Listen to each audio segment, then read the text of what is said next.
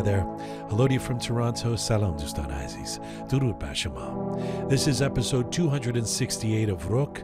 I'm Jian Gomeshi. It's been such an epic few months for Iranians around the world, full of heroes and villains, exhilaration, loss, and pain, that even heartbreaking events can get submerged in that cluttered refrain.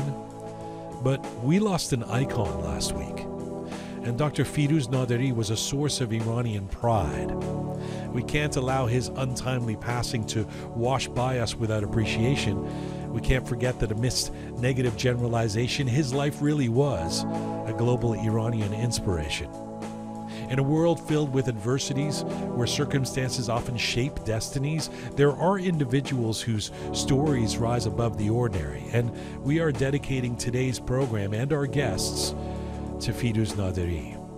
His journey began in the humble backdrop of a modest family in Iran. He grew up witnessing a stark contrast between his dreams and opportunities that are often gone, but it was that very backdrop that kindled the fire within him, igniting an insatiable curiosity about the world beyond his reach. He nurtured a relentless determination to rise above his circumstances and pursue his passion for science, to enter a breach. His brilliance propelled him into the realm of space exploration. With an unyielding spirit and sharp intellect, he embarked on an awe-inspiring journey at NASA, where he played a pivotal role in numerous groundbreaking missions. From the Mars rover program to the director of the solar system exploration at NASA's Jet Propulsion Laboratory, his achievements represented the pinnacle of scientific accomplishment. He would revolutionize our understanding of the cosmos, sparking hope for a brighter future. But beyond his scientific prowess, Firouz's humanity and compassion became beacons in his remarkable journey. Despite his towering achievements, he never lost touch with his roots, always remembering the struggles and aspirations of his fellow Iranians. He was generous. He tirelessly worked to inspire and uplift others, sharing his knowledge and experiences to nurture the next generation of scientists. His humility and empathy remind us that greatness is not merely measured in accolades, but in the impact we have on the lives of others. With his untimely absence, Firouz Naderi leaves behind an irreplaceable void in the hearts of the Iranian diaspora.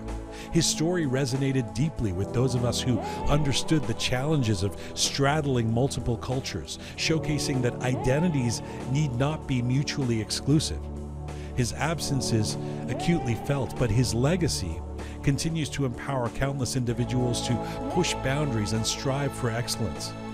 And nor was his journey devoid of struggle and anguish, particularly when it came to the Iranian regime in power.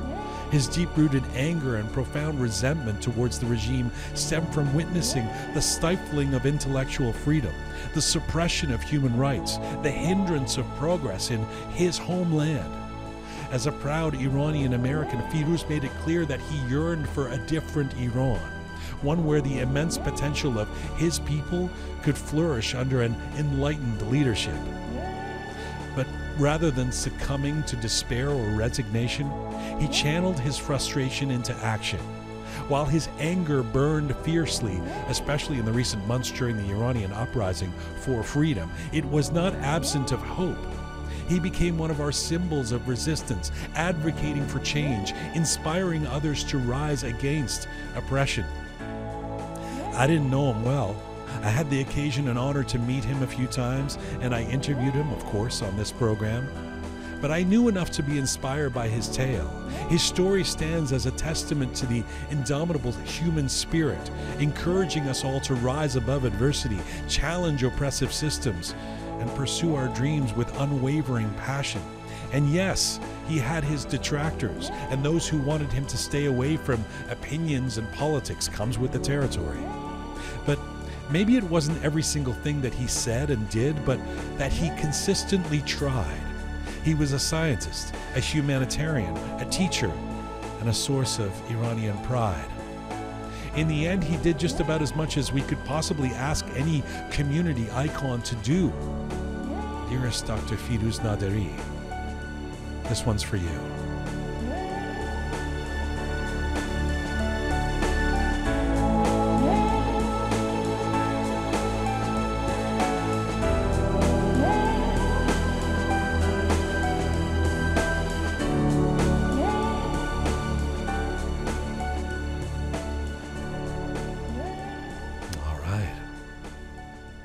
once again. Hi there. It is June 15th, 2023, and this is episode 268 of Roqe. I am Jian. Hello to you from our Roqe Studio in Toronto. Salam Dustan. Hope you're doing well wherever you're tuning in from around the world. We are on our ongoing mission to build a new audio-visual encyclopedia of Iranian diaspora identity. Hello, Super P behind the soundboard. Hello. And hello, Smart Pegah here in the Roqe Studio. Hello. This show is, as I said there in the essay, is dedicated to, it's a remembrance, it's a tribute, I suppose, to Dr. Firouz Naderi, who we lost less than a week ago. I'm really, actually, we've got three people coming up that I'm really grateful to them for different perspectives they'll bring on Dr. Naderi's life and his import to the global Iranian community, what he has meant to us. Banafsheh Akhlaghi is going to join us from San Francisco. I don't know if you were with the show when we had Banafsheh on as a featured guest. I don't think so. Because it was early on. Yeah. It was actually one of the times we had Firouz Naderi on. It was right in the beginning of our first year of our, so it was about 3 years ago. And at the time, she was also a professor of constitutional law. And I think it was in the middle of the Black Lives Matter movement, so we were talking about that as well. She's a human rights attorney. She's an educator. She's a social entrepreneur. She's based in the Bay Area in San Francisco.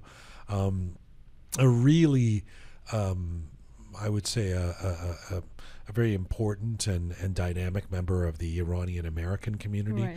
She's done incredible stuff in terms of advocating for the rights of Iranian and Middle Eastern people, especially after 9/11. If you remember when they were rounding up everybody, who basically anybody who looked anything like who they presumed the terrorists were, including Iranians and people of all kinds of Middle Eastern backgrounds. She was the one, defending them, getting them out of jail, etc.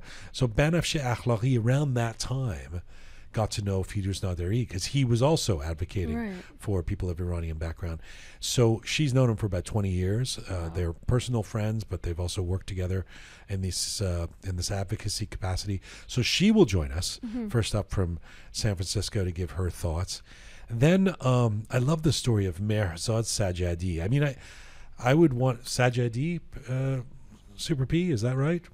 Yes, it's right. I don't know how you Mashhadi people say these things.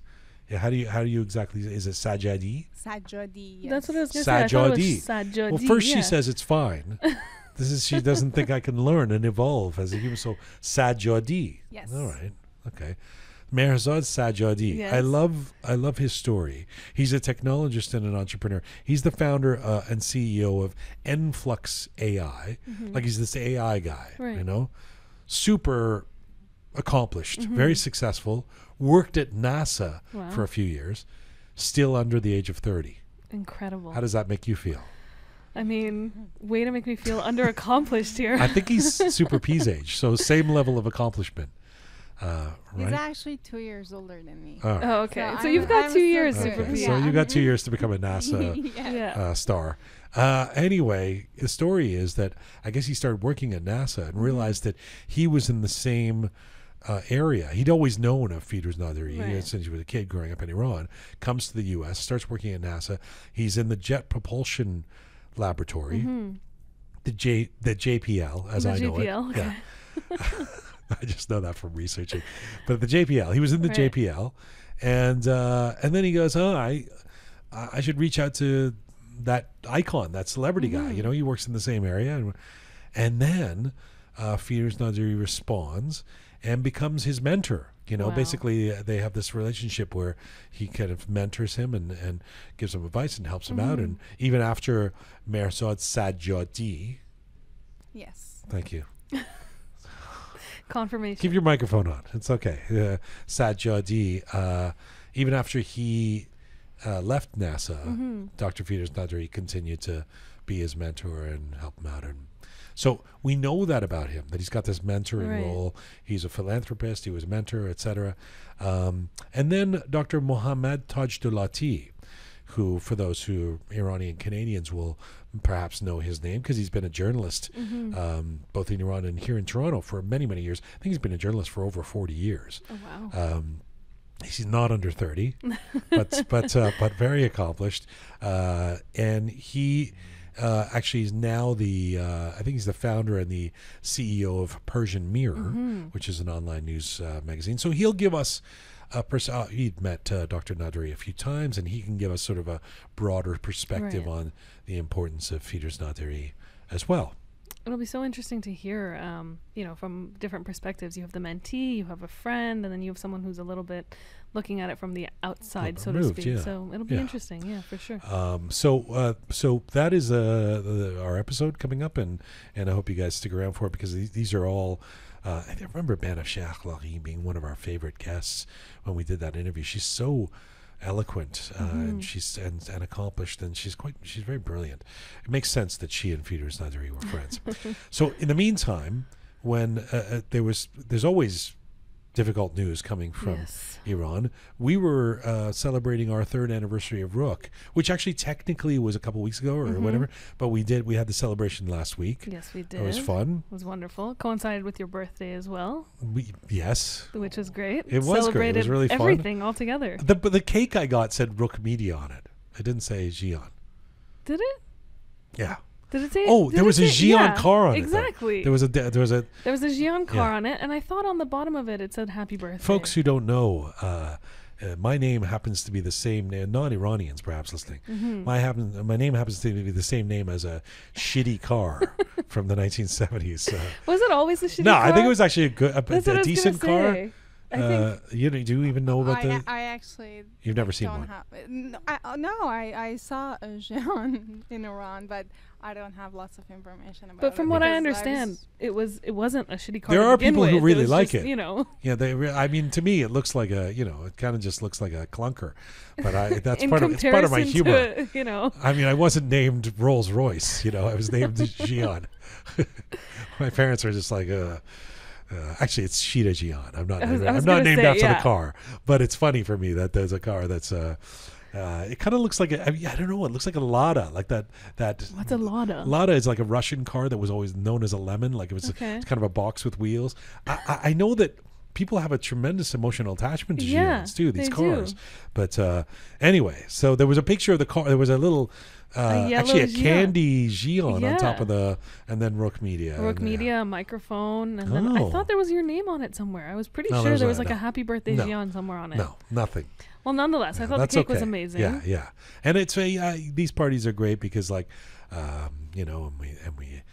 we had some dancing and we celebrated, and I got amazing performances. The talented Anahita, she's a real dancer. Yes. So then I dance with her, and I feel like I'm, also a dancer.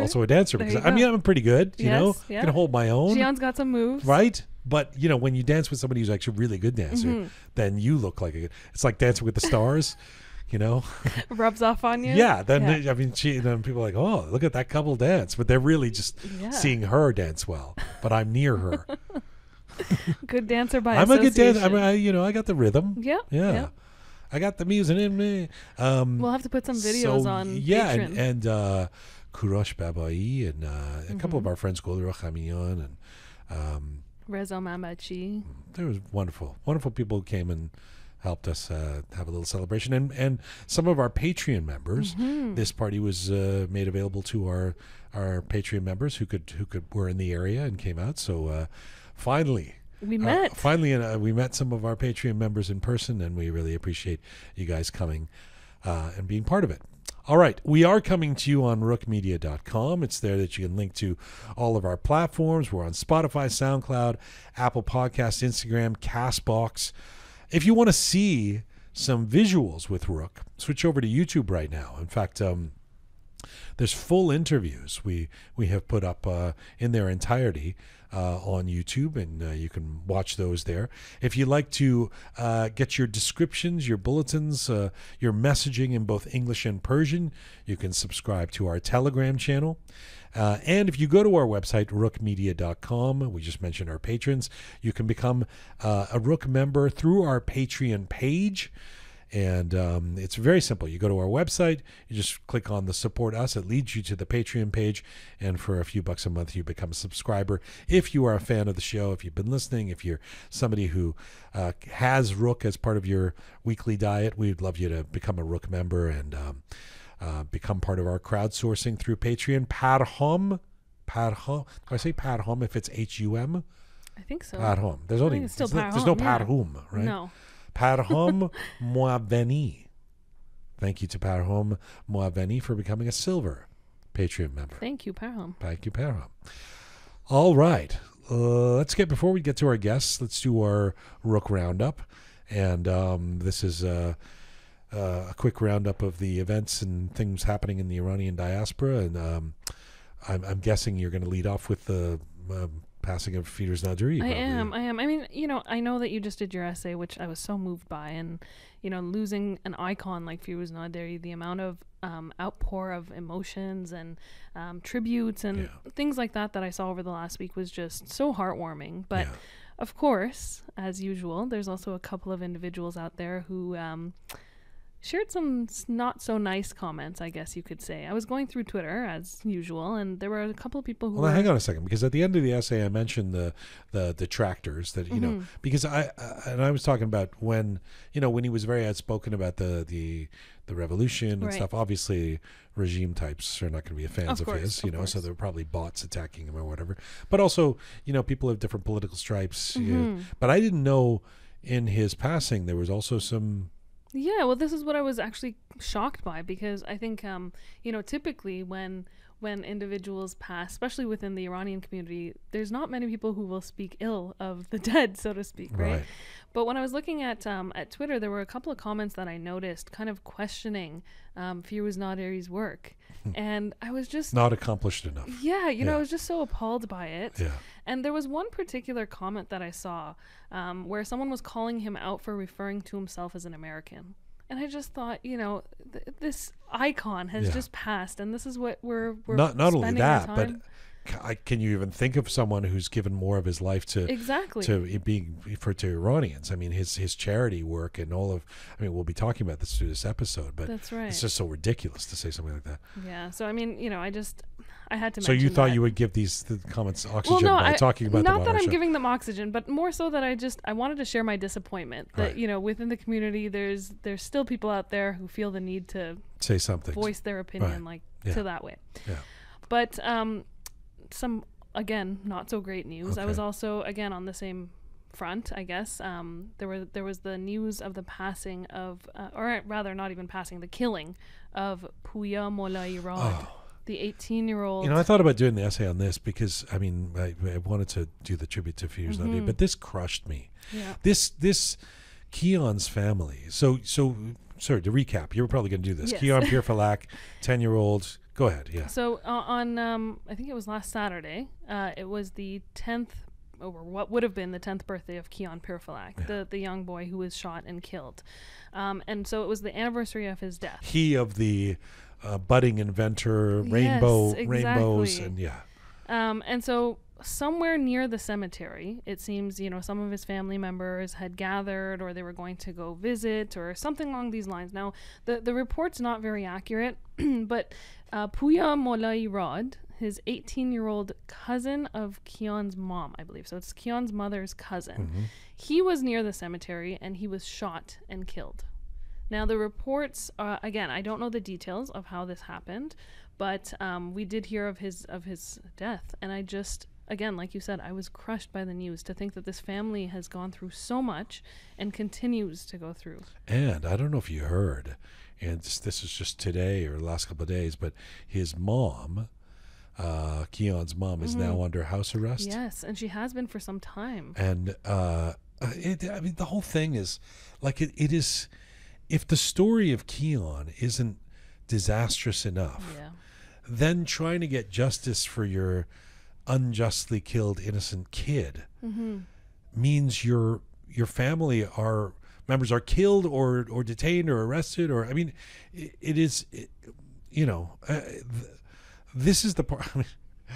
I mean, we run out of things to say in terms of whether the actions of this situation in Iran, but But it is so profoundly sad that the idea is, by the way, if a member of your family gets killed, even a kid who had nothing to do with anything, other than being in the line of fire accidentally, you better not say anything about it.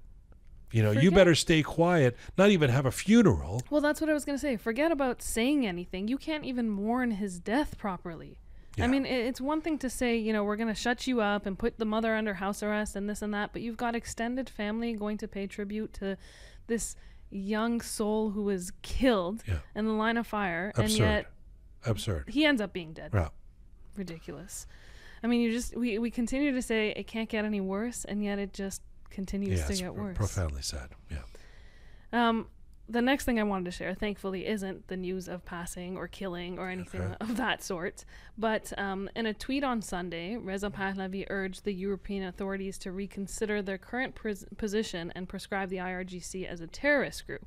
And so this tweet actually came on the heels of a French-Iranian group of lawyers who really sat down and looked at why the EU was saying, it's difficult for us to put the IRGC as a terrorist organization and all of that. And they've actually come to the realization that there are, in fact, no legal obstacles for the EU to sanction the IRGC. Which we kind of knew. Well, we did, but this is now it's official. Concrete fact. They've that excuse is now evaporated. Exactly. And if you remember, it was our buddy Joseph Borrell who had mentioned... Not our buddy, yeah. Well, just for the record. Sarcastically, our buddy, saying that the move needs to be done by a ruling by the European Court. So all of those arguments are now pretty much flawed. And so it's going to be really interesting to see what the EU is going to counter with, because that argument no longer holds any validity. Right. But I mean, of course, we've talked about this before. It's, the European countries have historically prioritized their diplomacy with Iran. Except Sweden, right? Except for Sweden. Yeah.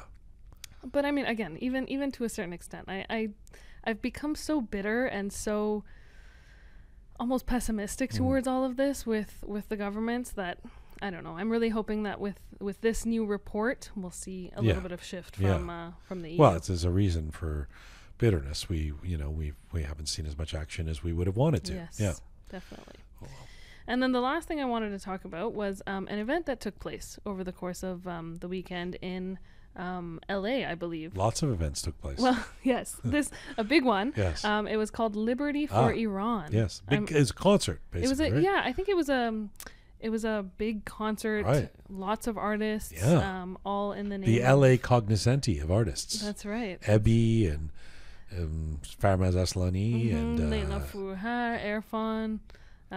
There's a whole lot of names. So many, actually. I'm drawing a blank, but lots and lots of big names. Did I mention Ebi? No, there's lots. There was lots. Shaheen Najafi was there. That's right. And a lot of different speakers. I know Shiva Nagar was an ambassador there, and Shali Zomaradi was there, and of course Mehrzad Akhlaghi was there. So I saw a lot of the videos, and as a production, I thought it was fantastic. It looked very nice. There was a really large crowd, and it seemed great. But I don't know. I think maybe someone can shed some light on this. You got a problem with it? I don't have a problem. I couldn't understand what the event was for.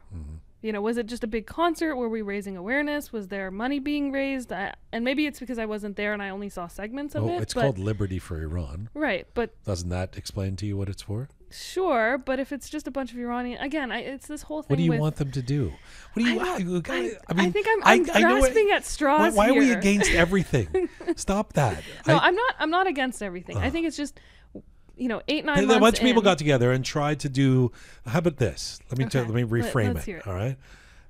A bunch of people in LA said, "Oh my God, we should do something for the sake of Iran and bring a whole bunch of people together and try and do something inspirational and unifying around Iran." And let's call up all of the artists and they'll donate their.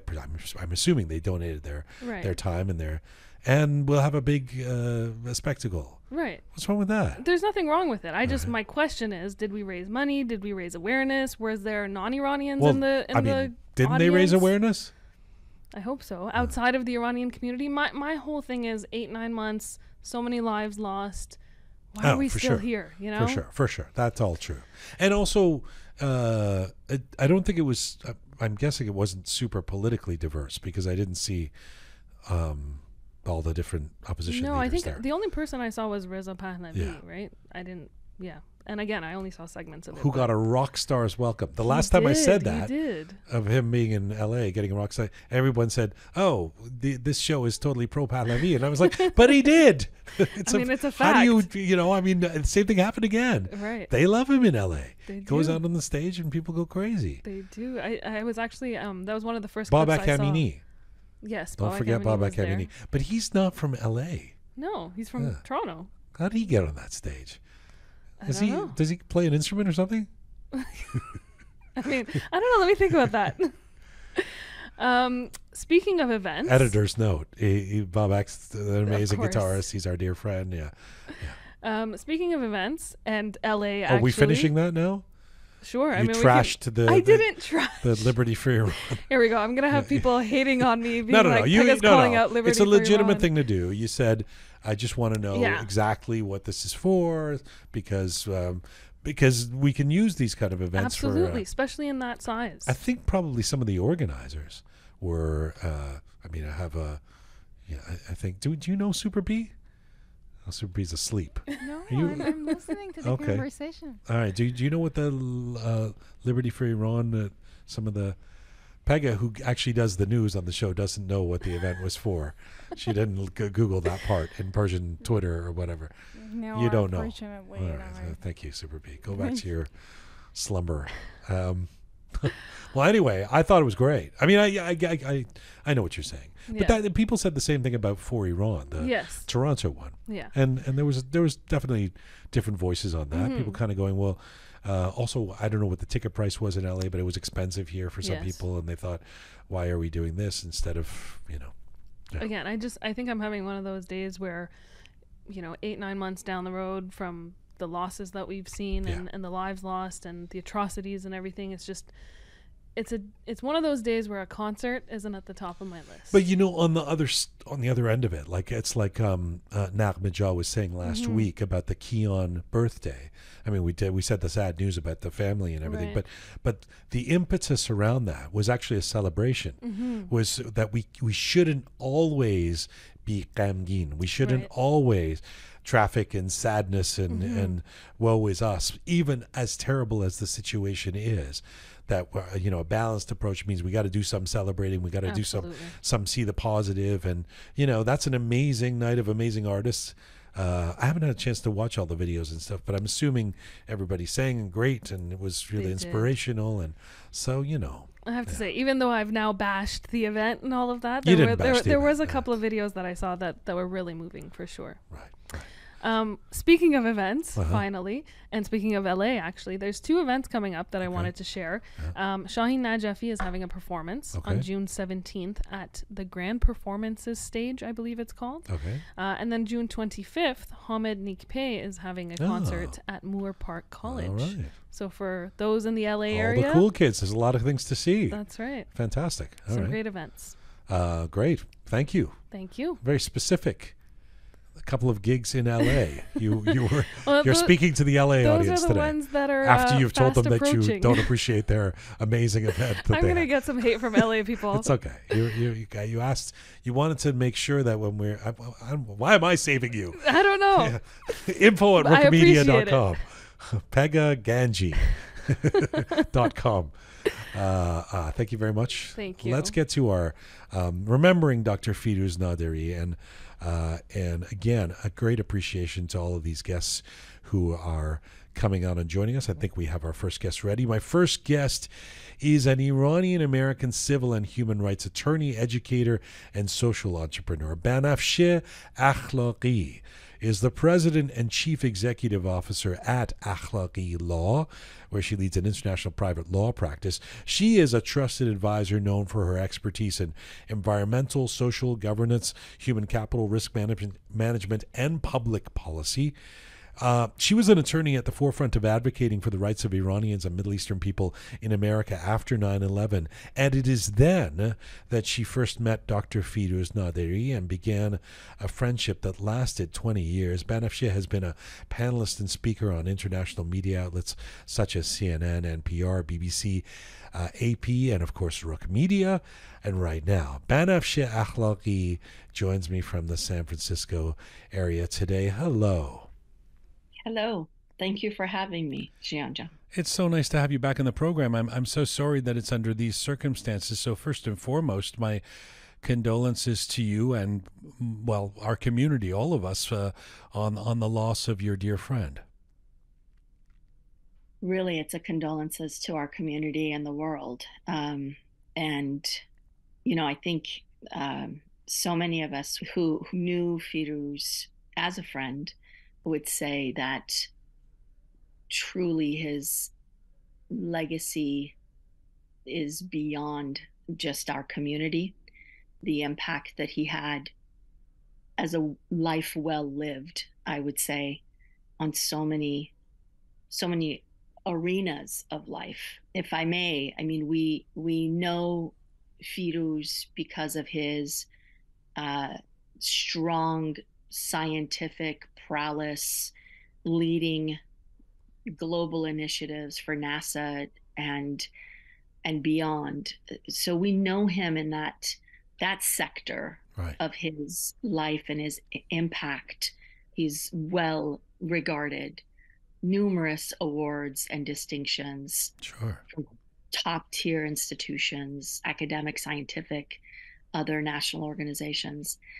But I don't know how many know Firouz as a friend, know him as a strong admirer of the arts, for example. A man who, whenever I needed him, I could call and he was there. And whenever he called, believe it or not, Jian, it was never for himself. It was always for someone else.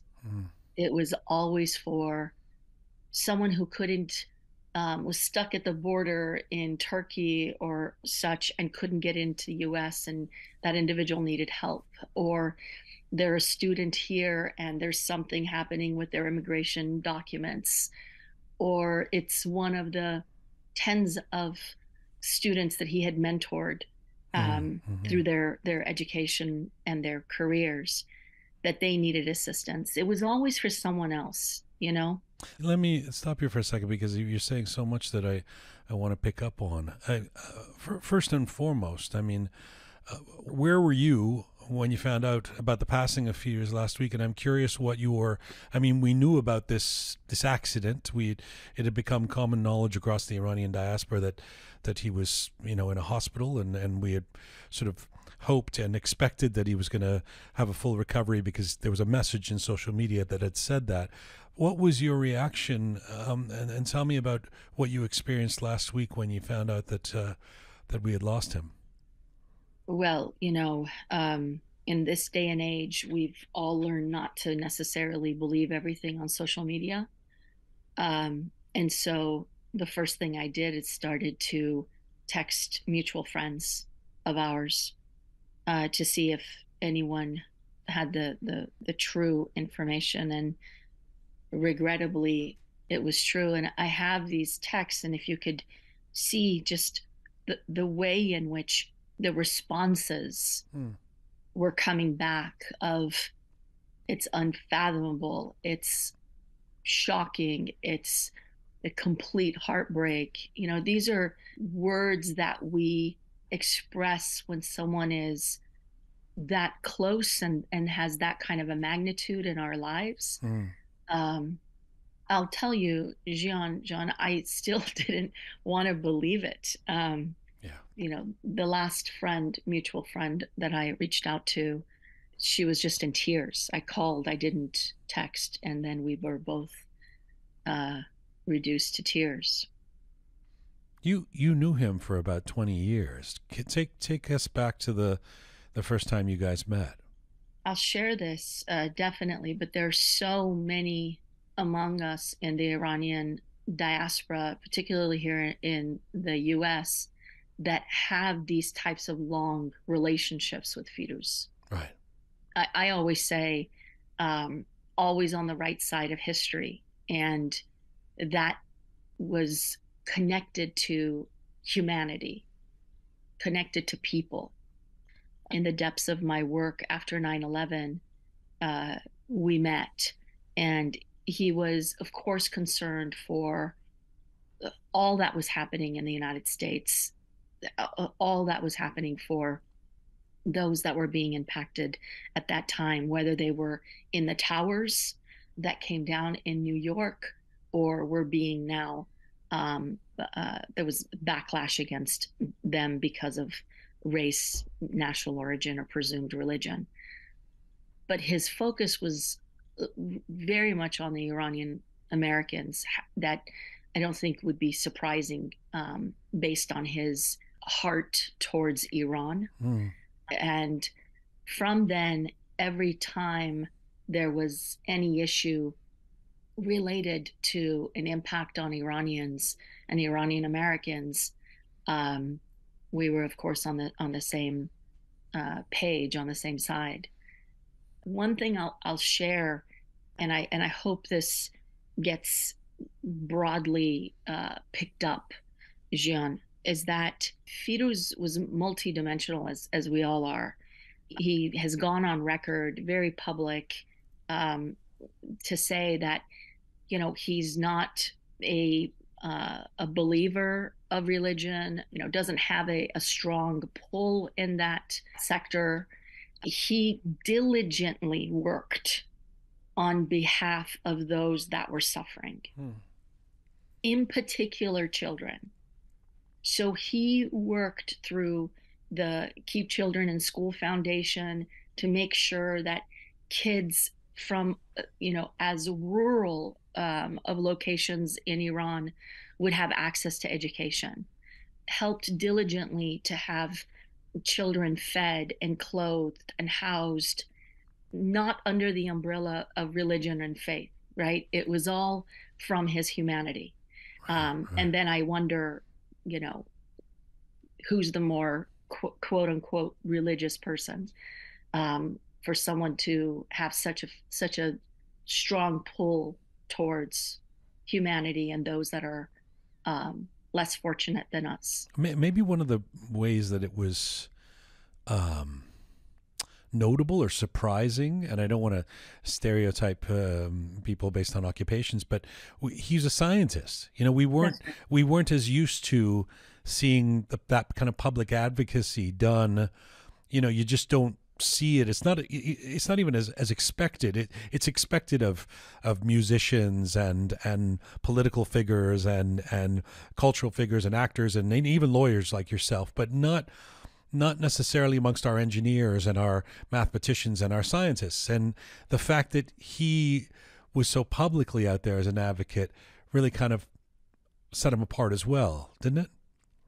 Absolutely. I mean, he was very intentional about using his platform to be able to bring the most important conversations forward, whether they were in Iran about Iranians, their plight, or here in the US for Americans. So if you knew him, you would know that he always introduced himself as an Iranian-American, very strongly in both societies, in both cultures, and yearning for justice in both locations.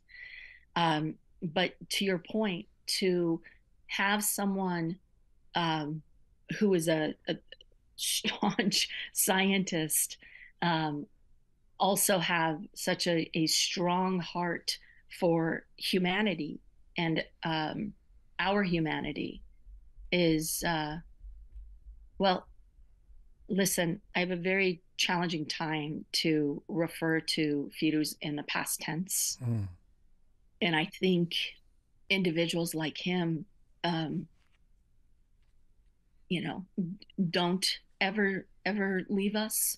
because of the impact that they have left, the fingerprints on so many people's lives, the individuals that he supported through their education, and placement within their careers, and making sure that their dreams were being manifested. An individual like that can't be in the past tense, because you see them in all of these other forms. I will say that his strongest time were these last several years outside of his career, and using his platform to voice the angst of people. That said, it wasn't always easy for him. I mean, one of the times that he was on our show, but like this would like be 3 years ago now, that we talked about polarization and social media, and how, he would take knocks for taking a stance, and people would sort of either say, well, you're a scientist, who are you to say these things, or accuse him of being with this group or with the regime or whatever it was. And this only got amplified during the uprising of the last 9 months, because of course he was very outspoken. Everybody knows that. And he would take, barbs. We know that how polarized the Iranian space can be, and add in the toxicity of social media, and you could see it. I mean, in some of his tweets, he would say, "I can't believe the way you guys are reacting to what I'm saying." 3 years ago, he was saying this is difficult. Do you have some insight into how the last few months were for him when he was as outspoken as he was? I don't have specific insights, but I can tell you, I wouldn't have expected anything else but Firouz being as outspoken. I mean, it would have been completely inauthentic for that human being to be anything else, and supporting on a variety of ventures, here with the diaspora, in support of the movement there. Jian, and you probably have this as well personally. I've had this too. We have a tendency, in not only in our culture, in the Iranian-American community or Iranian diaspora community, or within Iran itself, but it's a human epidemic, where because we don't agree with someone's point of view, because we may not see ourselves in their expression, because we're not on common ground with them, doesn't mean that they are evil, doesn't mean that they are the Antichrist, doesn't mean that every horrific name that you can think of to stamp upon them and label them with is the pathway to truth.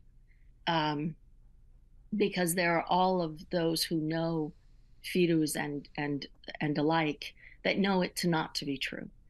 Knowing Firouz, he just let it roll off his shoulders, because there's a greater, larger vision than just himself. He did say he was hurt by it at times, but it's not just his words that were inspirational. His story is quite something. I mean, he's the definition of self-made, right? Khod sakhte. I mean, somebody didn't, crown him an exec at NASA. I mean, he came from modest means in Iran, and made his way to America, and became this boy wonder. And that story in and of itself is something that I really believe we should respect and appreciate. And that kind of role model hopefully doesn't expire with him leaving the physical earth. It can't. It won't. And Jian, that's who he sought out to mentor as well. Those same types of stories where they've come from humble beginnings, to support them along. In one of our conversations, I remember we were speaking about some project, and he said, Banafsheh, I'm not wealthy. I don't have the kind of money that some of the folks that I walk with or sit with have. But whatever I have um, I use. And that was, whether it was his time, all resources, right? His time, his intellect, his influence, the people that he knew to open doors with, and his, sure, also monetarily. But it wasn't as though that he forgot his beginnings, and it wasn't as though that he lived a lavish life. Now he lived a comfortable one. I know I can't keep you too long. Let me just ask you a couple more questions. I mean, you say that when you would reach out to him, he was always available. Tell me, if you can, think of a situation of when you would have been seeking his attention, what it would be for, and how he delivered on it. This is actually the first thought that's coming to mind. I'm wondering if I should share this. Please do. In the Iranian community, but let me do. I was exploring a race for Congress in 2011, and for yourself to run. That's right. Uh-huh. And as I was in that exploration, members of our community sent out emails pretending to be me to others within the diaspora, who, not to taint my name. Oh, God. And I reached out to Firouz and I said, Firouz, did you receive one of these emails? And he said, I did. And I said, what did you do with it? He said, I just read the first line and I put it in the trash where trash belongs. And that's Firouz. That's Firouz.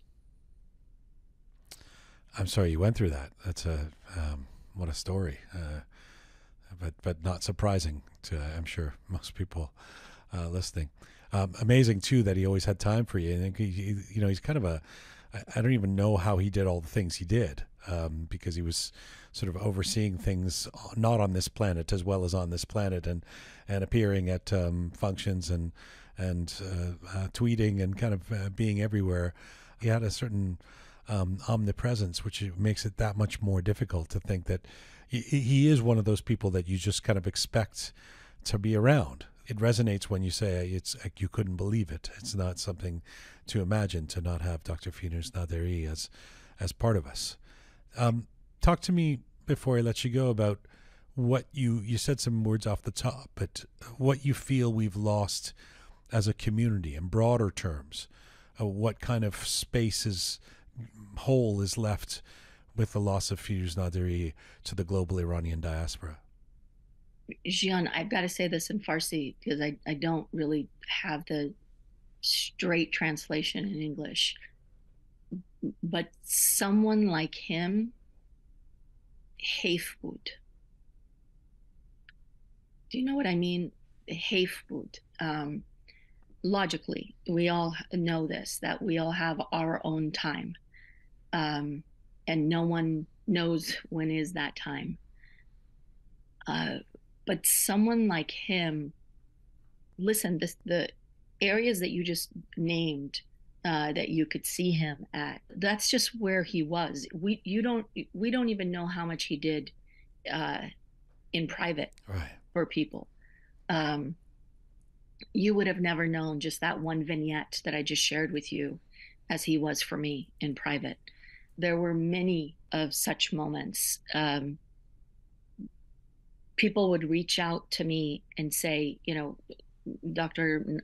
Naderi said that you would be open to speak to me. And I think, when did he have the time to talk to this individual or that individual, to connect them up? It's like he was a network of good. So what is that space? What's that hole? I think most people that know him would say it was never for himself. It was never for an ego. It was never for he to gain in some way personally. I don't know how many of us out there do life that way. But it's that hole to be filled. We have many individuals who are in technology, where he transitioned into naturally. Yep. With technology companies advising AI companies, there are many in those spaces. And by the way, the person who's coming up right after you, Mehrzad Sajjadi, is somebody who's a young man for whom Firouz was a mentor, who's now Forbes 30 under 30, and but he says his role model was Firouz Naderi, and he got to meet him because they both worked at NASA. So I mean, it's exactly part of what you've been saying is borne out by the actual guests we've even you start looking around and you find these people whose lives he's touched. That's it. That's why he's lived a good life, and that's why he can't be spoken about in the past tense.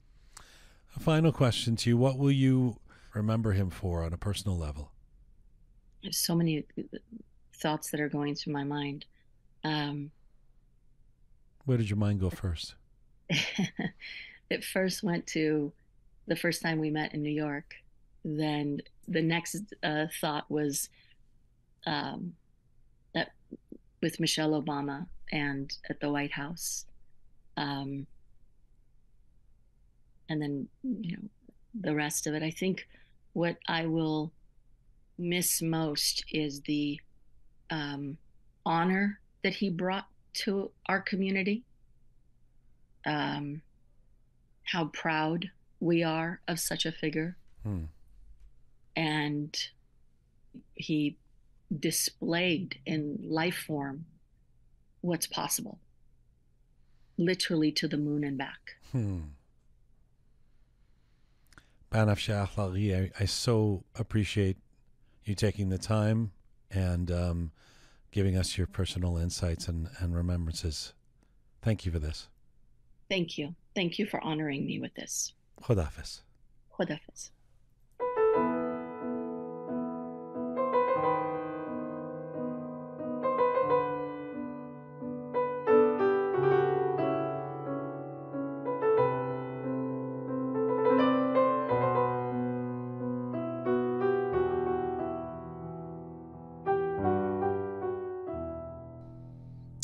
This is Roqe episode 268, Remembering Dr. Firouz Naderi. Well, my next guest is an impressive individual who not only knew Dr. Naderi, but also drew immense inspiration from him, as Firouz Naderi played a major mentoring role in his life. Mehrzad Sajjadi is an Iranian-American technologist and entrepreneur with a demonstrated history of working in academia, industry, and government. He has, despite his notable youth, already accomplished remarkable feats in the field of technology. He's the founder and CEO of Enflux AI, which uses AI to learn the steps in manual manufacturing processes to train human operators. The company has clients such as NASA and the U.S. Space Force. So before founding Enflux AI as a NASA spinout, Mehrzad joined NASA, the Jet Propulsion Laboratory, as part of the Europa Clipper Systems engineering team. More recently, he's been a co-investigator on a multi-million-dollar NASA research grant for futuristic artificial intelligence systems. Mehrzad received his master's degree in computer science from the Georgia Institute of Technology, and he was featured in the Forbes 30 under 30 just last year and right now. Mehrzad Sajjadi joins me from Chennai, India today. Hello, sir. Hi, Jian. Thank you so much for the kind introduction, and thank you for having me today. Pleasure to be here. It's a great pleasure to have you on the show, and on another day we'll have to do a proper interview about your remarkable life so far. But first and foremost, I'm sorry for the loss of your friend and mentor in Dr. Naderi. Where were you, perhaps, when you first heard the news of his passing last week, and what was your reaction? I was in LAX. It was actually right before my flight to India. I was sitting in the lounge just preparing for my flight, getting some work done, and I opened up my phone. I read the news. I knew what was going on with his accident and all, but I thought it's not that bad and it's going to be okay. And then after reading the news, I thought, well, I read it on BBC, which is most of the time pretty credible, but still, I actually texted him and I said, please tell me this is not true. And unfortunately, I didn't hear back. and my tears started falling as I started to write a little bit about him. And as I started to go over the memories and the impact and the amount of kindness and mentorship he offered me. I'm not a type of guy that cries every day, and nothing against crying. I just don't do it quite often. And the guy next to me at LAX reached out asking me if I was okay. Yeah, that was a moment. I don't think I'm ever going to forget that moment in time. You're a very impressive guy, but you've said you were in awe of Firouz Naderi long before you met him. You had said you'd heard about this guy your whole life. What did you know about him before you ever met him in person? You know, this gentleman that was an amazing scientist and had led complex projects, impactful projects. I was always in love with space since I could read when I was a kid. And I always followed the news about the space programs. And of course, the excitement that all those space programs had for the Mars landers and those 8 minutes of terror, as they are called, many, many years ago. I still remember watching the footage from the ground control station at JPL, where they were showing Firouz and that, period of time where there is no communication between ground control and rover that's in Mars due to the physical distance. Speed of light can't travel faster than that 8 minutes. I was always impressed by him. And because of the heritage and the fact that, he was Iranian-American and he was in LA and he had studied electrical engineering at USC, I always, find those role models that you can relate to and something about their story resonates with you to be extremely powerful motivators, because you think you're in awe by what they've done, but at the same time you think, if I work really hard and get lucky, maybe I can also get close to that. I was definitely in awe with all that Dr. Naderi had done in his life. I was going to say, I mean, it's not to get tangential, but you've said something really interesting. Actually, you left me a message at some point saying you firmly believe in having role models in general, either real or fictional. And as somebody who has been extremely successful, I guess you're still under 30, right? You're still in the Forbes 30 under 30. So I'm curious what I mean, you were reflecting on it a little bit there, and obviously we'll get into how Firouz Naderi became a role model in person, but even from afar, what does a role model like him do to your own ambitions? What was it about somebody like him existing? Because this is to a certain extent the story of the Iranian diaspora and why we want Iranians playing the characters in the movies or actually being the examples that we can look to, because presumably we believe that this affects young people and their trajectory. Can you speak to that in general? Oh, certainly he does. He had this talk from Shiraz to Mars. I think it was something along those lines, and how he had a very humble beginning and started studying. He was passionate about telecommunication and antennas. Being able to connect to that story, which is, oh, this guy was born in the same country that I was born in, came to the States, went to the university. Reading his biography, I've always loved reading biography, because there are different dimensions that you can resonate with, and you can learn in many cases from others' mistakes, or you can be inspired by the challenges or the obstacles that they've gone through. And for him, as an immigrant coming here to the States, making a life and contributing to the science community as well as, social causes was extremely powerful to me, because I also came from that background. I didn't have a family when I came to the US. Literally no one, no parents here, no cousins, nothing.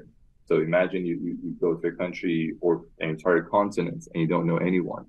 I figured if he could figure it out and get to where he got, at least I have a shot. Maybe there are a lot of things that are different, So it is possible for someone from Iran who's not a billionaire to come here to this land of dreams and dream and dare the mighty things. And at some point, if they work really hard and get lucky, they might achieve those mighty things. And that was truly inspirational. Yeah. In 2017, you start working at NASA in the JPL, Jet Propulsion Laboratory, and this is where Firouz Naderi was also working. And you end up cold messaging him, like you end up just sort of. Yes. I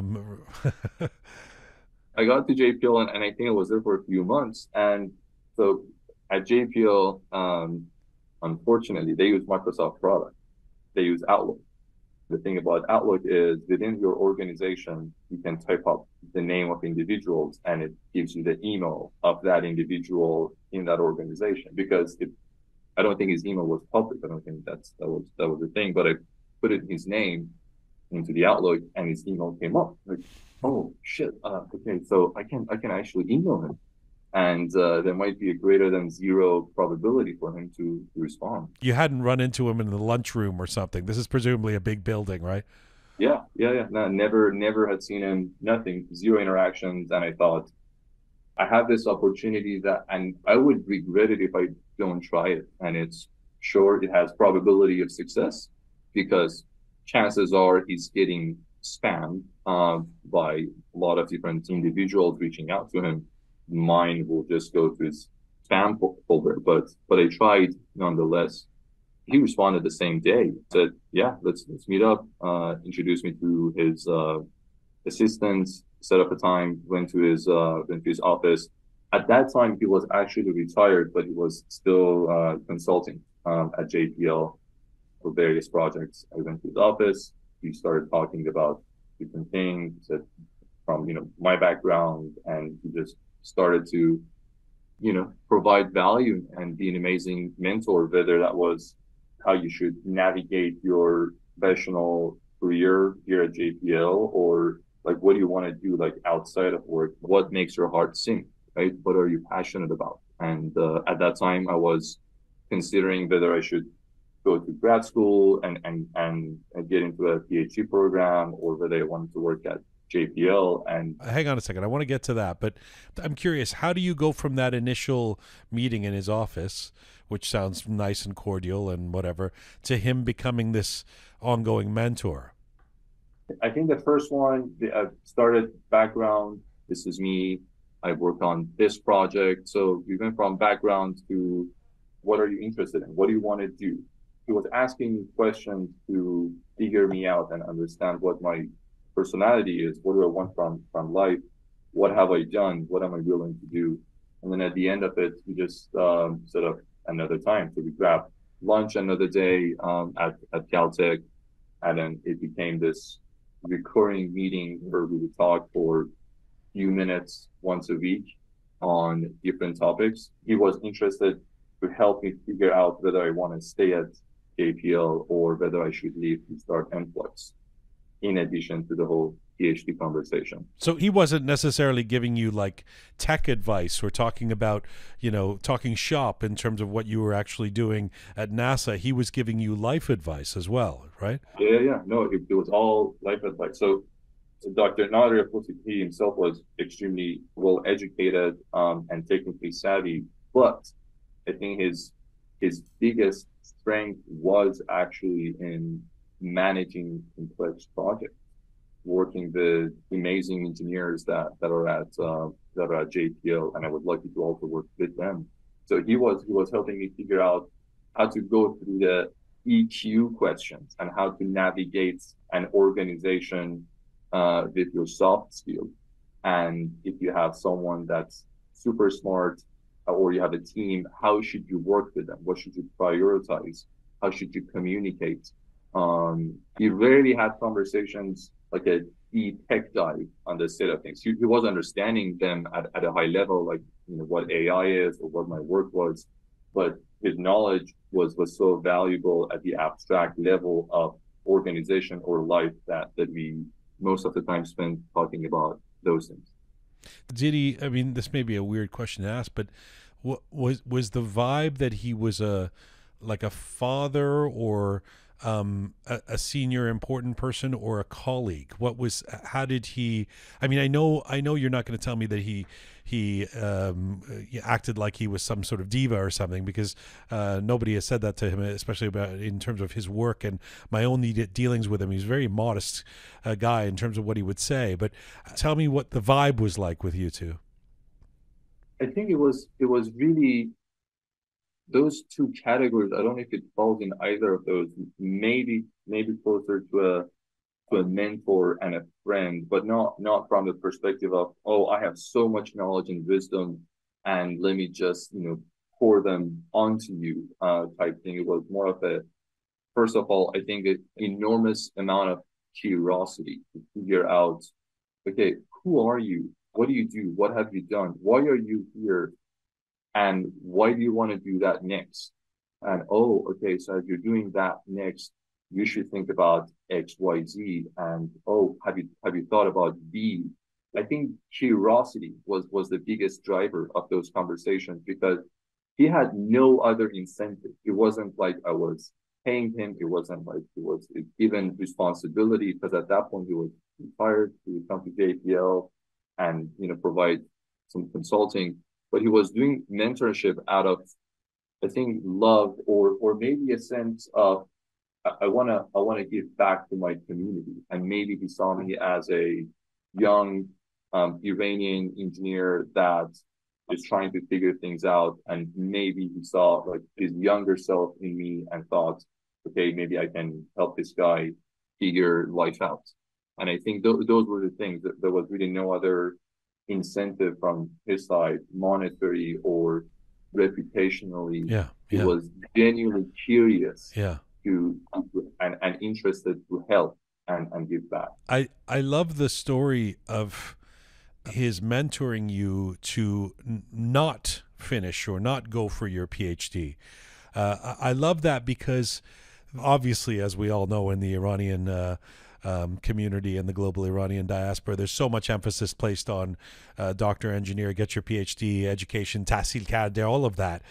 And sometimes, not always, of course, but sometimes it's forced upon young people, and it isn't necessarily the best route. And I love that this very wise, educated pillar of our community was telling you, his mentee, well, actually, you don't need to do a PhD. Tell me that story.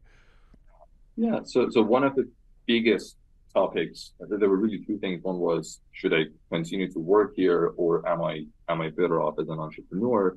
And this was related to this other question, should I go down a PhD path or continue what I'm doing now? And he thought, okay, well, that depends a lot on many factors. It would work for a lot of individuals who are interested in research and want to do publications. But knowing you and hearing the things that I'm hearing from you, I don't think PhD is the right path, even though he himself had a PhD and it can still work for a lot of people. But I think he saw that I have the type of personality that needs to move really fast, might be due to my amount of patience. And in the PhD program, you may work on something for 4 years, 5 years to have a paper, which could be, again, very valuable. But for my type of personality, but when I'm trying to have impact in a short period of time, neither NASA nor PhD was actually a good fit. And he helped me realize that. He helped me realize the level of impact that I wanted to have was not achievable at NASA, because projects take a decade. You literally work on Mars rover from inception until landing, if it's successful, for 10, 15 years. Same thing for PhD. So he told me, if you want to learn the things that you want to learn. So he knew that I was extremely passionate about learning. I didn't want to give that up. He believed that in this day and age, with the tools that are available, online tools, courses, etc., I could learn the things that I want to learn and have the impact that I want to have by being an entrepreneur and starting Influx. And he was really the last person that pushed me to not continue the PhD path when I was on the fence considering it. And also to leave NASA. I mean, you make this spectacular decision for a guy in his 20s to leave a really significant gig that you had at NASA, and you stay in touch with him after you leave NASA, and he gives his blessing to you going the entrepreneurial route. Tell me about that. Yeah, that decision was a tough one. Not for me, but at least on the surface, my dad called me crazy. He's like, what do you mean you're leaving NASA? Like, are you okay? Are you on something? But the reason that it wasn't making sense for me was because of, I didn't have the patience, quite honestly, to wait 10 years and see the result of my work potentially explode in a matter of minutes. I mean, if you think about it, you work on these amazing rovers, these amazing pieces of engineering, and they're really mesmerizing, the amount of, details and engineering that goes into them. But you have to get millions of things exactly right. Not even a single thing can go wrong, because if it does, things blow up and a decade of work is gone. And that works for many, and it works for many scientists, and it works for many engineers. And we are here as a society for them, because a lot of innovation happens because of those individuals. Yeah. But it wasn't for me. And he helped me through his curiosity and questions and why, for me to realize that. And when I did, he helped me navigate through that phase. We started Enflux, and he came to our office. So our offices are about 15 minutes west of JPL, west of NASA's lab.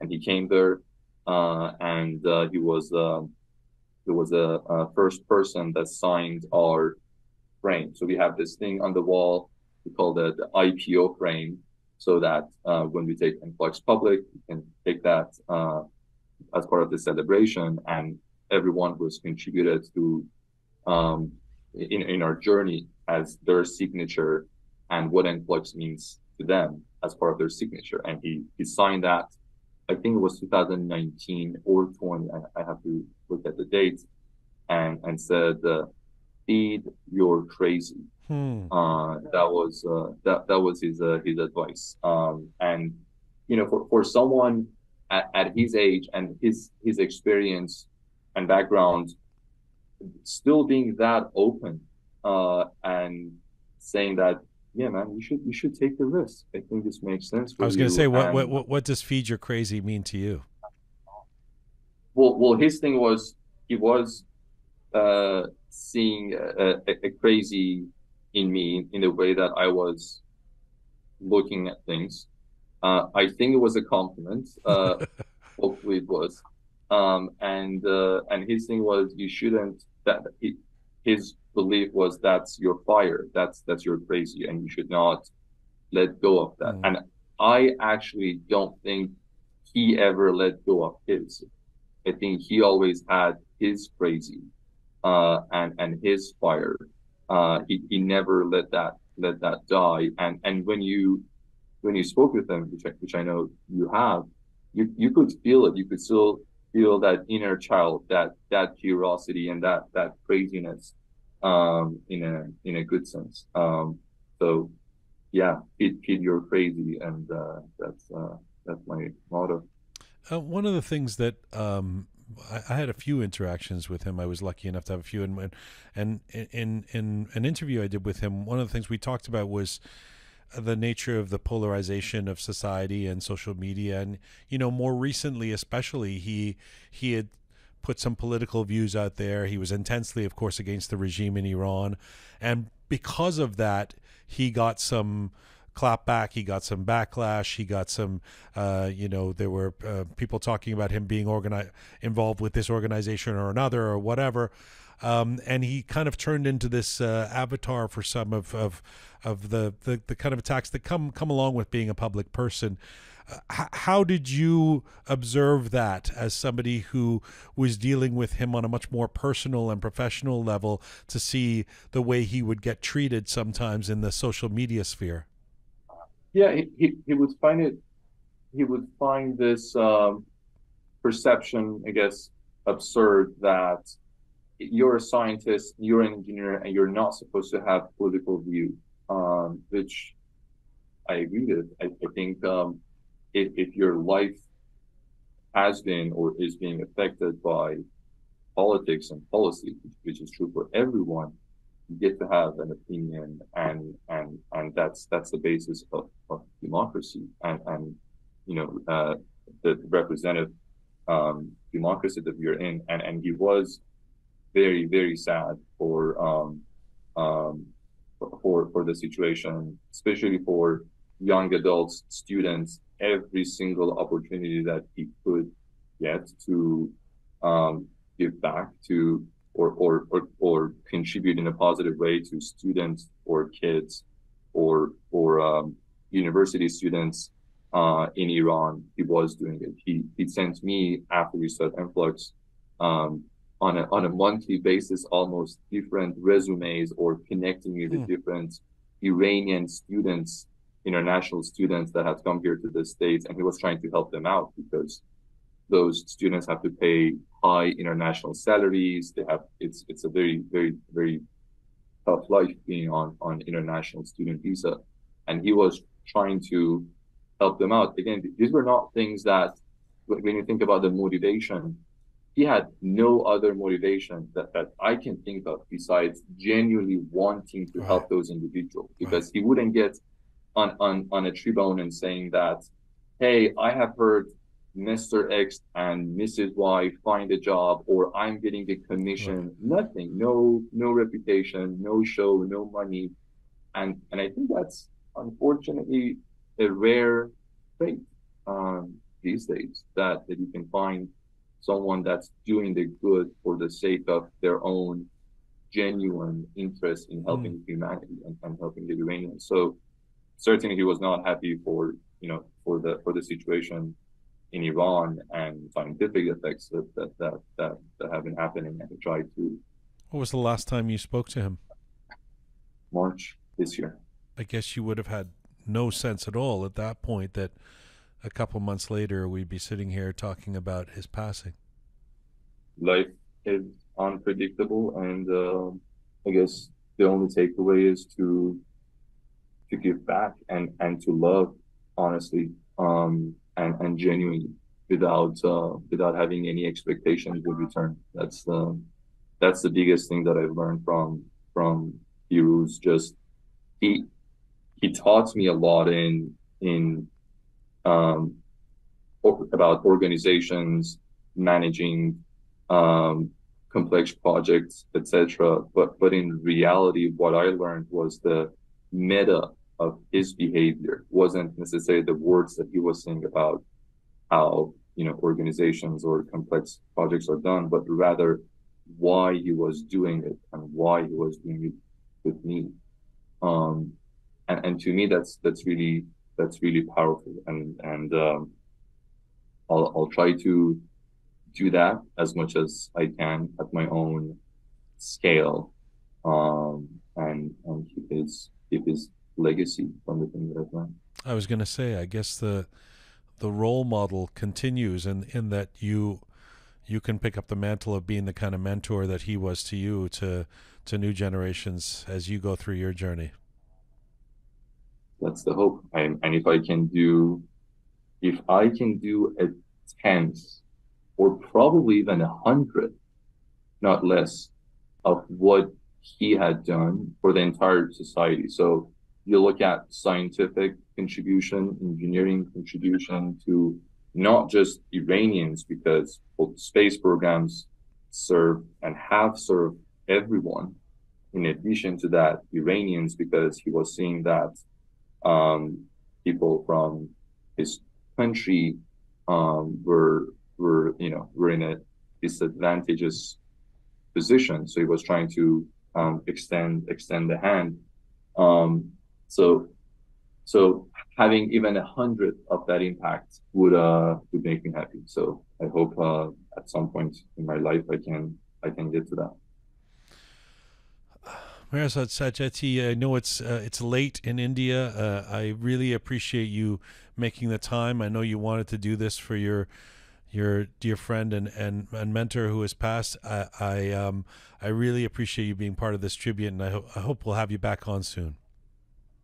Thank you, Jian. Thank you for letting me on your show. I appreciate it, and looking forward to connecting again soon. Khodafis.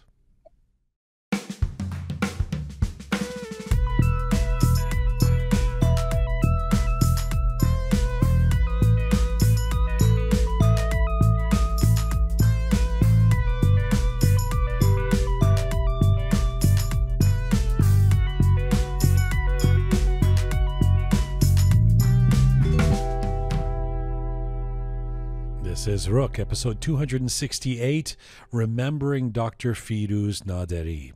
My next guest has walked into the Roqe Studio. He is an Iranian-Canadian editor and writer who's been a journalist for more than 40 years. He has worked in print, radio, television, and online media for everyone from Salom, Toronto to Iran International. He has a PhD specializing in sociology that he got in Paris, and he's currently the CEO and editor-in-chief of the Persian Mirror online news magazine. Dr. Mohammad Tajdolati joins me in the Roqe Studio. Hello, sir. Hello, Jian. Thank you so much for having me. It's a great pleasure to have you here. We've known each other for a long time. First time on Do you Roqe. remember? Do you remember the time, we met each other? I've tried to block out all memories of you, but Okay. Sadly, I think I do remember. I will remember you. It was in 2006 Oh, okay. at the event, the Persian Circle, a non-profit organization, organized an event for tribute to the Iranian-Canadian Academia. That was the first time, I met you. When I was the director of the Persian Circle at the time, and you came to that event as an MC, and it was a successful I think event. I remember that event, and I thank you so much for reminding me of it. And I just feel like I've known you forever. But it's a good segue in terms of talking about a tribute event, because now here we are doing something of I'd like to think, a tribute today. First and foremost, I'm going to ask you about what your personal dealings were, what you made of him in person when you met Dr. Firouz Naderi, and ask you a little broader questions around what he meant to us as a community. But just first and foremost, from a personal perspective, how did you react when you heard the news of his passing last week? Since last week, I am living with two feelings. In one way, I am so sad because as an Iranian and as a humanity, we lost a great figure of science and a great human being. This is so sad. And at his age, 77, it was so early for him because he was so sharp, so active. In the other hand, I am so lucky to live in the era, and the person like him lived too. That was it's a good feeling. And in general, I am so happy that because all of us, one day or another, we are going, we are living life.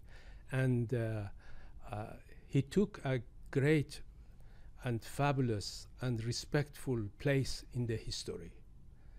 For that reason, I am so happy for him. And I'm so happy for as an Iranian. I like the way, first of all, I hope that's true. I hope that he will have the place that he deserves in our history. I suspect that will be true, but sometimes I'll ask you in a moment about how I feel about whether we appreciate some of our icons enough. First and foremost, what can you say about how I know you met him a few times. You probably interviewed him. No, you never interviewed him? I haven't the occasion to interview him because I met him for 5 or 6 times in Toronto. when he came here for the different occasion. Yes. 2 times for the summer festival of Tirgan, you know, Yes. in 2013 and 2019 last time. One time it was for an event of fundraising for Iranica Encyclopedia. Yes. He was in the board member of the Iranica, and he came, and I talked to him, you know, shortly, you know, to ask some brief question, but his schedule was so busy, and he hasn't time to give me, you know, a time for an interview. I love it because I had a lot of questions, you know, to ask him, especially about the universe, about the life, about the space, because, you know, he worked in the sector. He was a dream for the millions and millions people around the world. You know, every time if we want to dream, you know, we are looking to the space. Yes. And he was an expert of the space. He was a researcher, you know, for life in the another planet, in other spaces, you know, in the far way on the universe. And he was interesting. I am sure he has the answers for a lot of questions. And by the way, I hosted that Iranica fundraiser as well. You're going through all the events that I have seen, but you mentioned the Tirgan. I think he was the guest speaker or the chair or something in 2019. In the 2019, it was an honorary. And he did this speech on the opening night that was spectacular. He was a very good orator. I mean, that's evidenced by the interviews I've done with him as well. He's just speaks so well, but he was quite inspirational to listen to. Absolutely.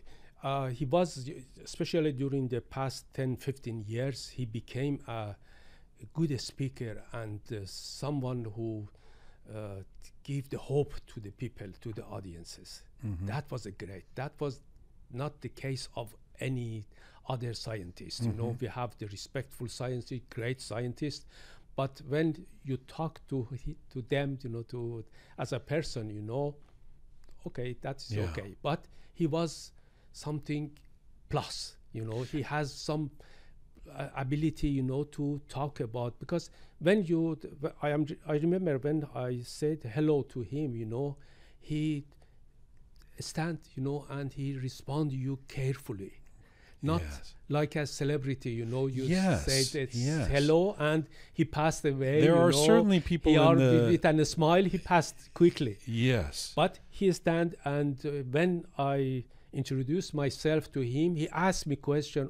It is great, because every time I have my camera to take a photo, you took the photo for which media? I explained to him, and it was great. It was very kind, you know. I was going to say, I mean, there are certainly people in the Iranian world who act like divas. Some of them are not even worthy of acting that way, but we have those. But he really wasn't like this. This is something that's been coming up over and over again throughout this show today, that he as much of an icon as he was, especially in person, he carried himself very modestly. Very modestly. And you had the feeling, you know, when you see him and you passed him from the way, and you had the feeling, you know, he's a very close friend to you and for all the people, you know, around him. That was the good person. That was the another aspects of her personality. And I think during his career as a scientist, when you put it, he was on the top of the, you know, in the NASA. It wasn't, you know, the simple organization in the world. And he was the high-ranking senior manager in the NASA, and he ran the great project, you know, on the Mars, you know, that was. And apart these aspects of his knowledge in the science, and he was a very careful philanthropist, and he dedicated, you know, to the cultural event. You know, he was a supporter of the cultural, you mentioned it, you know, the Tirgan. I mentioned it, you know, I have to mention, you know, another events, you know. Anywhere he could, he was the supporter of the cultural, because he believed in the culture of his background. Well, let me ask you particularly about that then, because yes, I started the show with an essay today and talking about how he was very proud of being Iranian and American. You know, he was a proud Iranian American. Absolutely. And he never stopped talking about that. You're someone who's looked at the Persian community and culture for years. You've been, as I say, a journalist for over more than 4 decades. Give us a broader sense, if you can, of what the value of someone like Dr. Firouz Naderi was and is for the Persian global community. You know, in the Iranian diaspora, when you immigrate from your home, you know, from your country of you born in, and you are like a tree, you know, you take it up from the land and you try to replant it in the another. Yes. And this is the difficult. This is especially during the first year of your immigration, you have so many challenges. Yes. And after that, if you success in your personal life, forever you have something missing in your mind because you are far from Iran, from your homeland. As much as Iran is inside of all of us, but we are far geographically, you know, physically we are far. We don't know. We can't. We can't feeling, you know, the what's going on in the space of your street, your neighbors, you know, your city, your family, within your friends.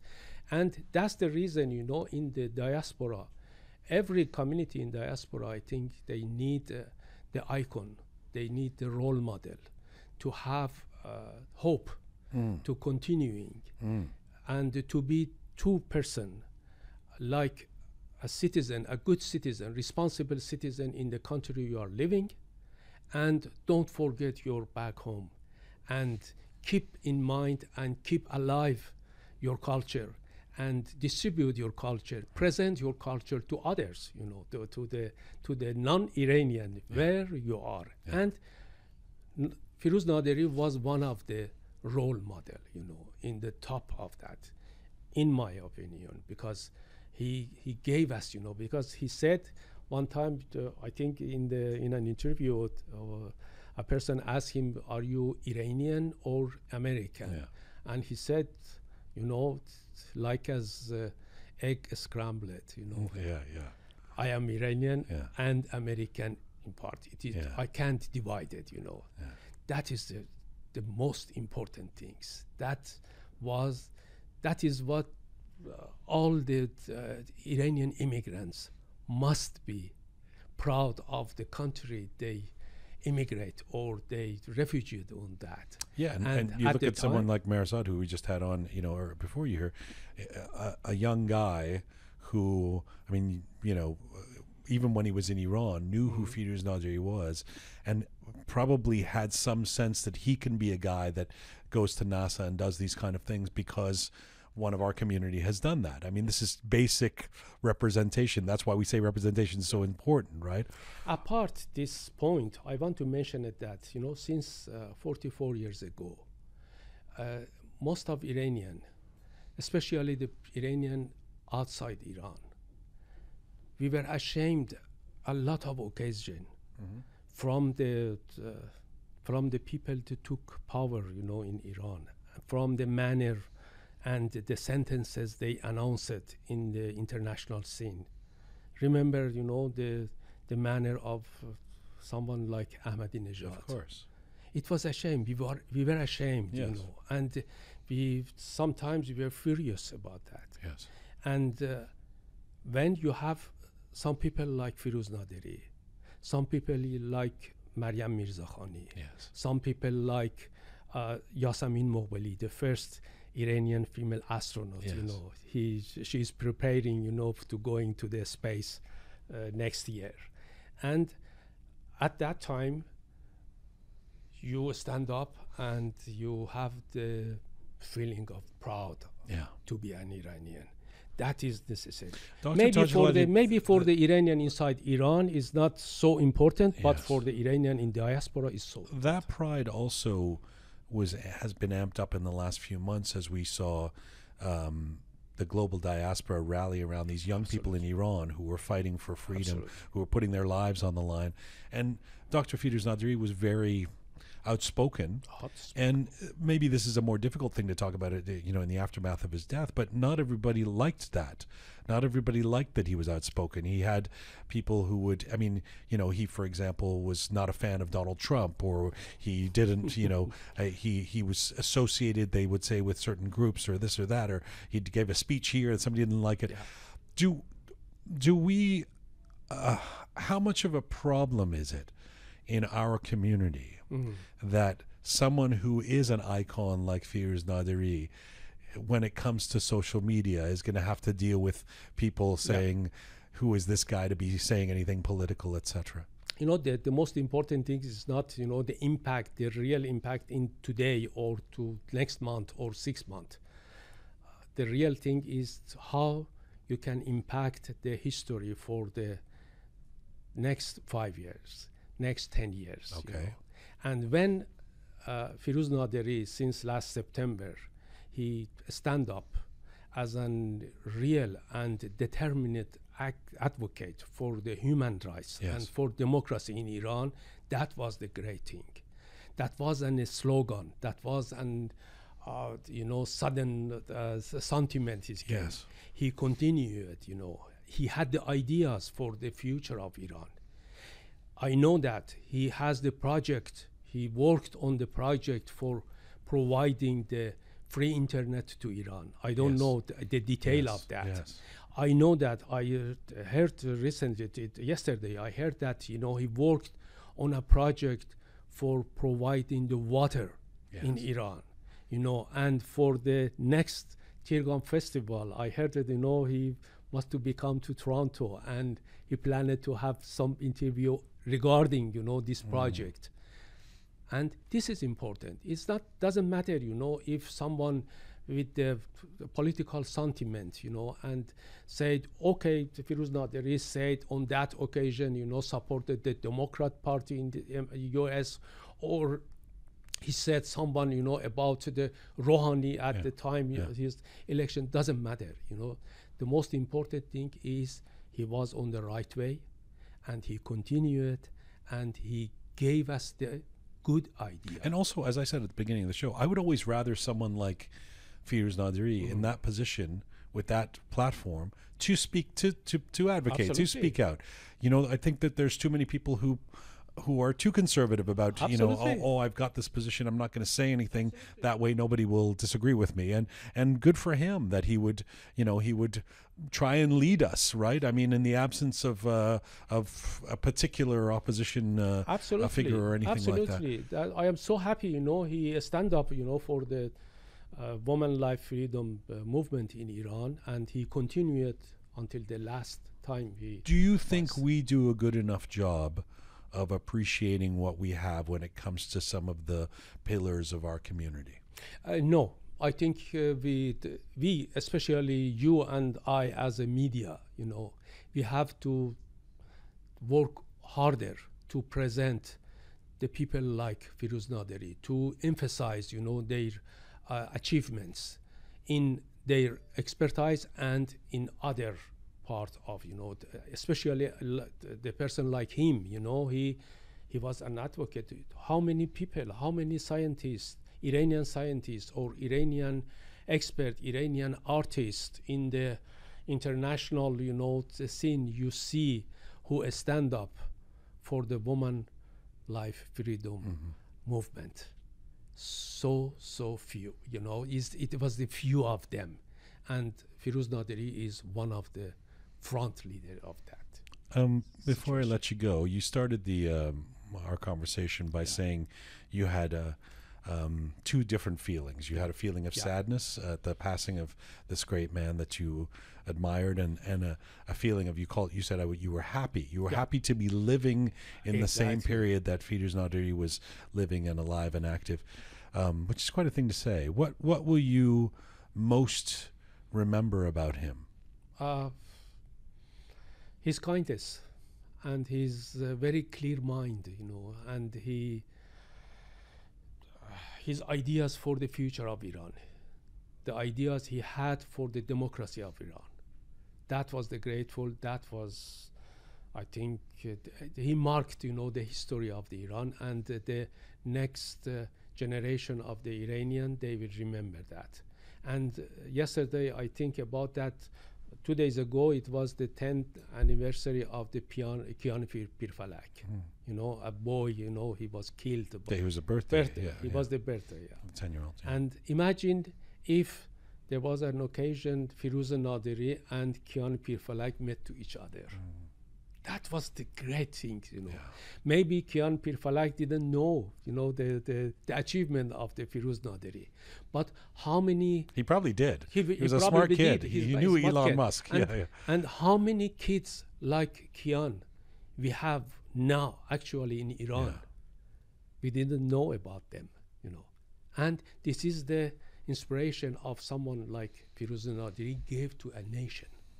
This is the most important thing of achievement of Firouz Naderi, and he will stay forever in the history of Iran. And like the astronaut, the asteroid on his name, he will stay forever. We don't know. That was the great. Thanks for being here today. Thank you so much, Jian, for having me. Really appreciate it. Thank you. Dr. Mohammad Tajdolati here in the Roqe Studio, and this is full time for Roqe for today.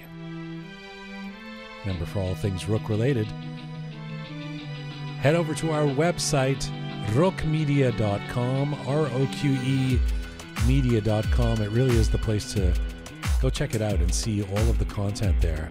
Previous shows, videos, funnies, different programming. It's all there, roqemedia.com, as well as how to support us. Thanks to the amazing team who put this show together. Super Parisa, Talented Anahita, Smart Pegah, Savvy Rohan, Bearded Omid, and our special sound person. Thank you to all of you out there supporting us and sharing our content. Please subscribe if you've not done so already on any or all of our platforms. You can find me on Instagram at Jian Gomeshi. Mizun Bashi.